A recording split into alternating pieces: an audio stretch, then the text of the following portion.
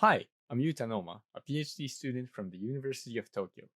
Today, I would like to talk about a new paper, Fast Editing of Singularities in Field-Aligned Straight Patterns.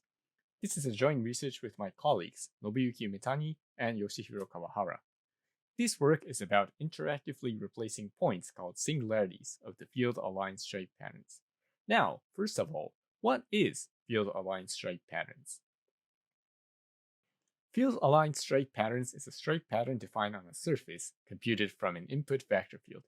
Suppose that there's a tangent vector field x defined on a surface. Then we can define a straight pattern that is perpendicular to the input vector field x. These straight patterns can be described as a scalar function alpha defined on a surface, and this scalar function is defined such that alpha changes when one moves along the tangent vector field x. In computer graphics, there are several well-known methods to compute such field-aligned straight patterns. For example, Ray et al. Proposed a method to compute such straight patterns using a Ginzburg-Landau-like energy function way back in 2006. Also, Knoppel et al. Proposed a method using a scaled Dirichlet energy function, which is faster to optimize. Originally, these straight patterns were utilized mainly for quad meshing. However, recently these straight patterns are used in various purposes. For example, Ma et al. Used the straight patterns to design a furniture-scale metal frame object. Also, Panetta et al. Used them to design a deployable inflatable structure.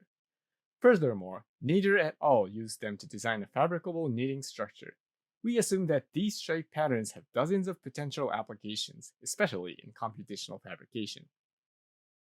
On the other hand, if one wants to handle these straight patterns, they have to handle the appearance of singularities.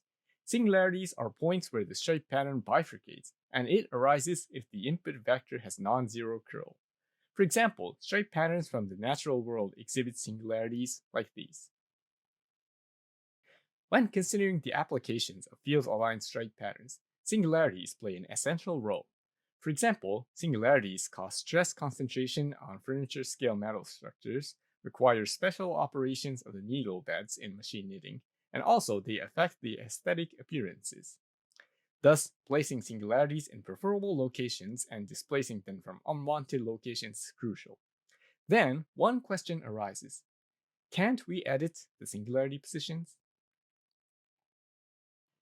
So let's review the state of the art of singularity editing of such straight patterns. In the past 2 decades, researchers have explored representations using real numbers varying from -infinity to infinity.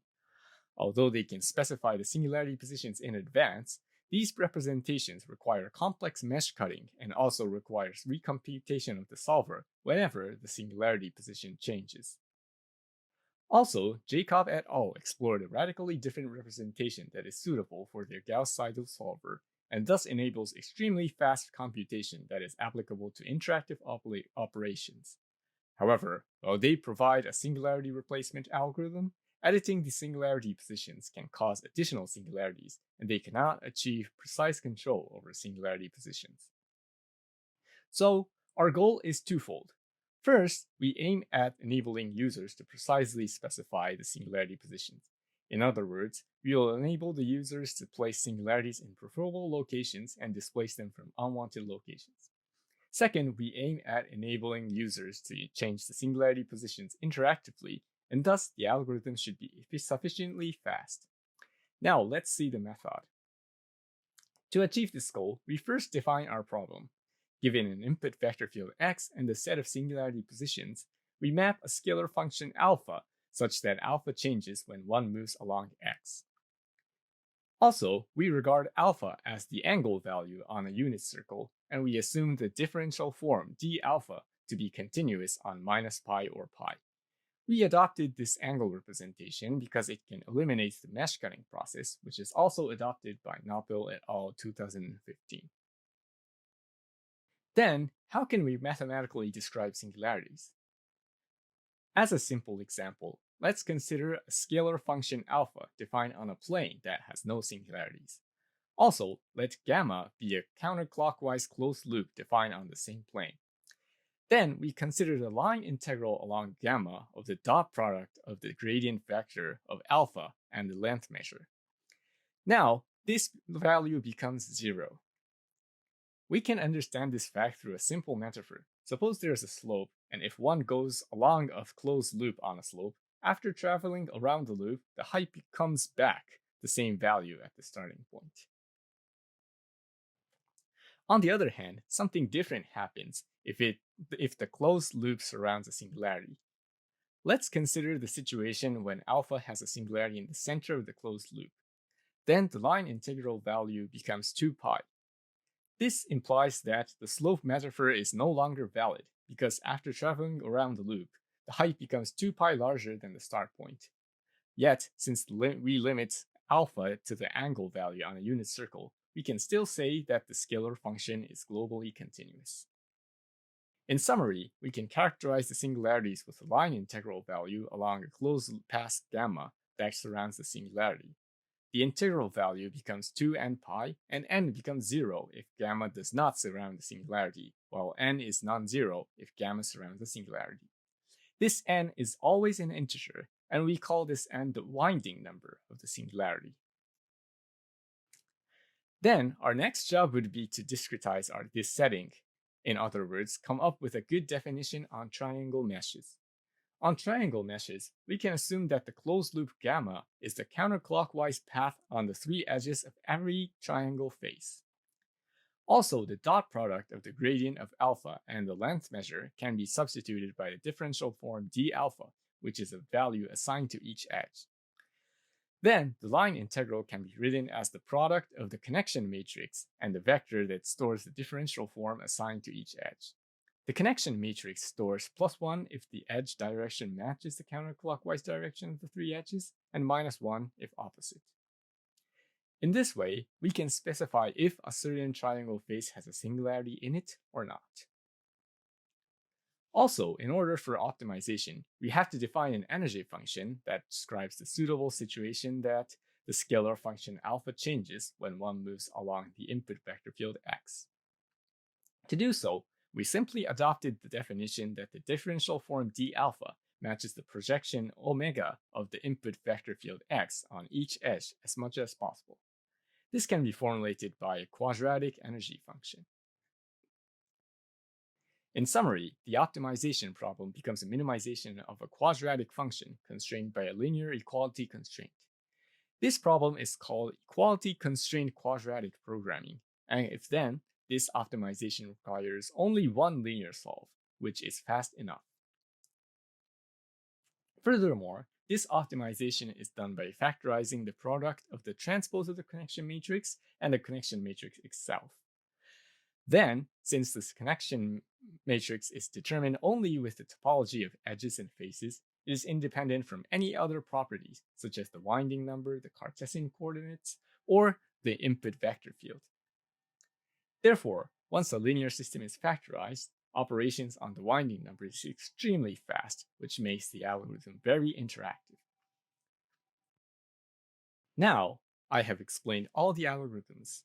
Then, let's have a look at the results made with our algorithm. First, the user can move the singularity positions. The user can click the singularity position and then move it to another face. This can be done by swapping the 2 winding numbers before moving and after moving. Also, the user can initialize pairs of singularities that has positive and negative winding numbers. We indicate the singularities with positive winding numbers in red and negative winding number in blue. You can see that if the user selects a pair of positive and negative winding number singularities, it can be annihilated while preserving the specification of other singularities.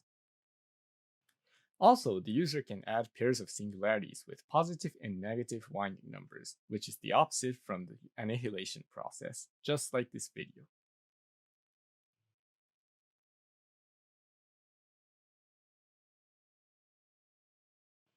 Finally, by adding another row to the connection matrix, the user can change the number of the stripes that cross the given curves on edges. In this example, we show the manipulation of the number of stripes that cross the orange polyline. We also measured the computation time of our algorithm. We observed that once the linear system is factorized, our algorithm scales almost linearly to the mesh size, which is very favorable for interactive operations. Also, we observed that our algorithm is way faster than the mixed integer-based method.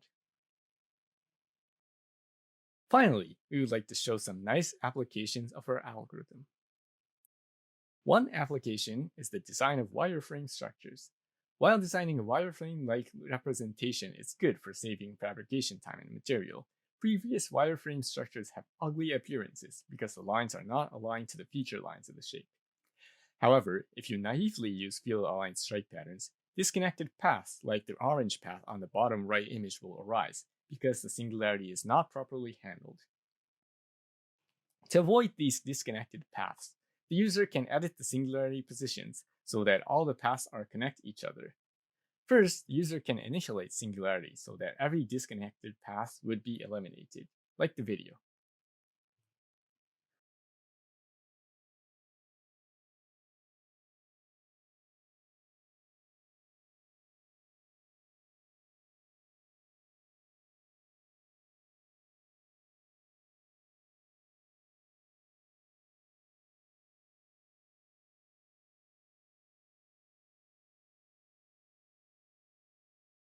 Then, the user can also move the singularities to the neighborhood of the backbone of the structure.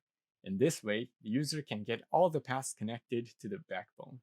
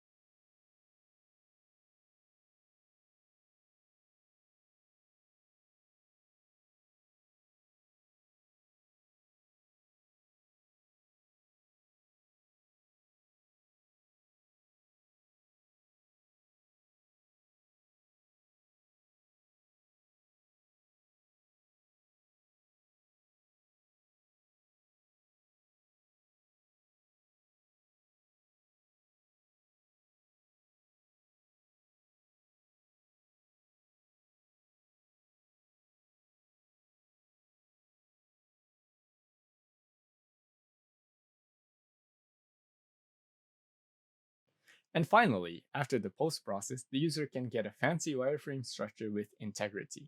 You can also see that the polylines of the wireframe structure is aligned to the feature lines of the original surface. Also, our method can be applied to define a Fermat spiral onto a surface. While drawing spiral patterns on a surface is useful for the design of zippable patches, the previous method requires the user to input a very long path onto a surface. Also, the algorithm is very complex and has to do mixed integer programming. On the other hand, if one uses our algorithm, all they have to do is just specify the singularity positions of the vector field, which corresponds to the center position of the spiral pattern. This reduces much time for user specification of the paths. Also, since our algorithm takes no more time than a linear solver, the computation time would be very fast compared to mixed integer programming.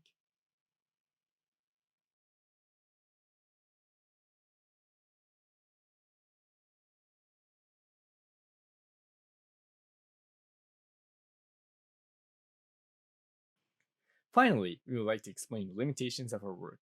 First, our algorithm cannot handle multi-directional fields, which is important for computing quad meshes. Also, since we only used standard sparse linear solver in libgl, further speedup can be done by using GPU acceleration. Finally, we would like to thank the anonymous reviewers for their thorough review and helpful comments. Also, we thank Koya Kenshin Takeo for helpful advices. Finally, this work was funded by JC Act X. That's it. Thanks a lot for listening.